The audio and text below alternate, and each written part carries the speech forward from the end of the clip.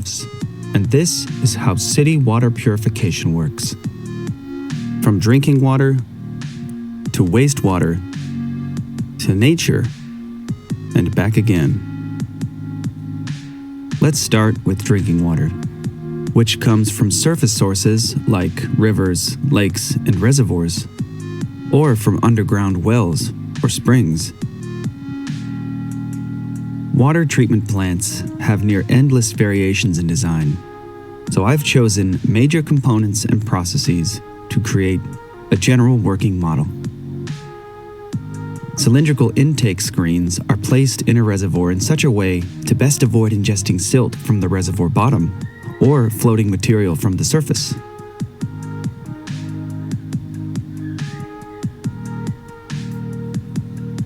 A lift house with vertical pumps draws water from a well and into the treatment plant.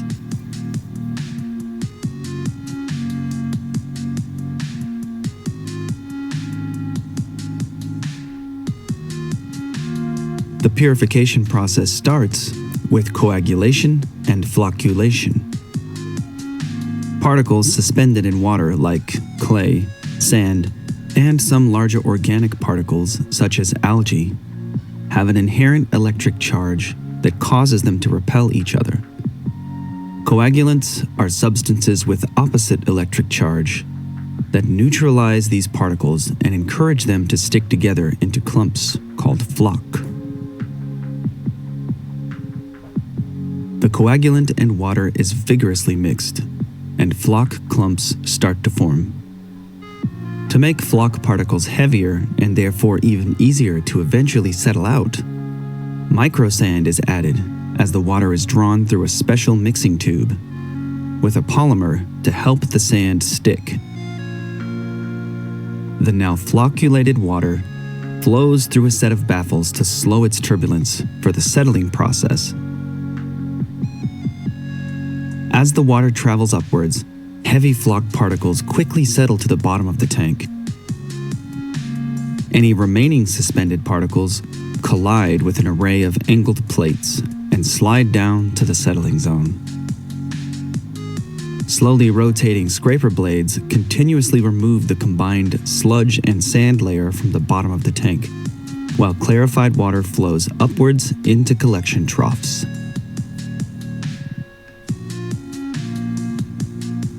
At this stage, the water already looks clear and a lot less cloudy. Now it's on to ozonation and filtration to treat microscopic taste and odor-causing agents. These can include inorganic elements such as iron or sulfur, or harmful bacteria and viruses.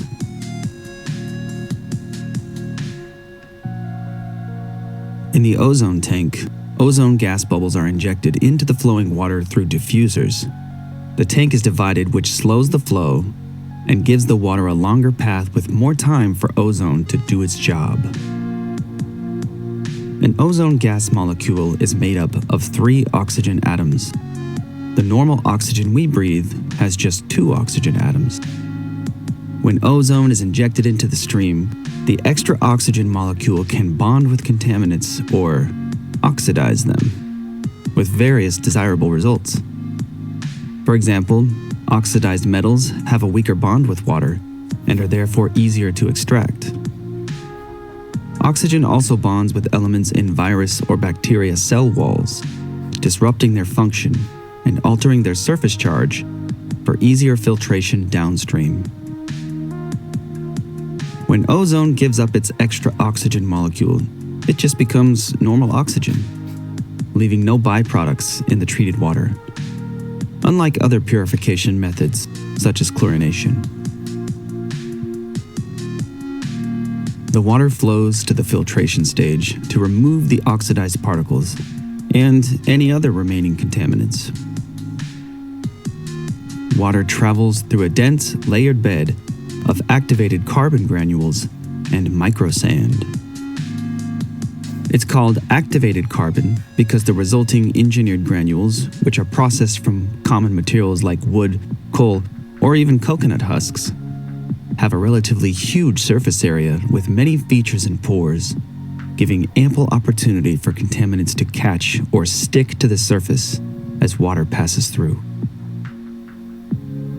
Generally speaking, the activated carbon layer filters biological and chemical elements, while the sand layer filters inorganic elements like unwanted metals.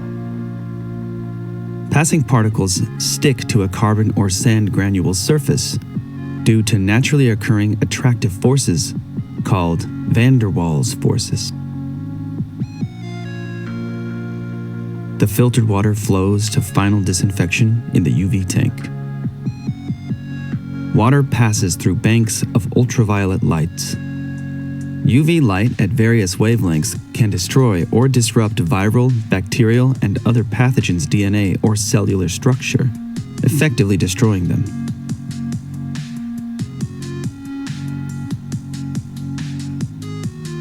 The water is now ready for public consumption.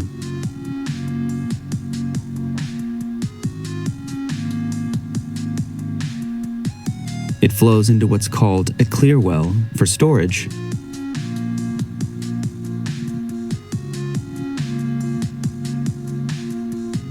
or into the municipal system for use.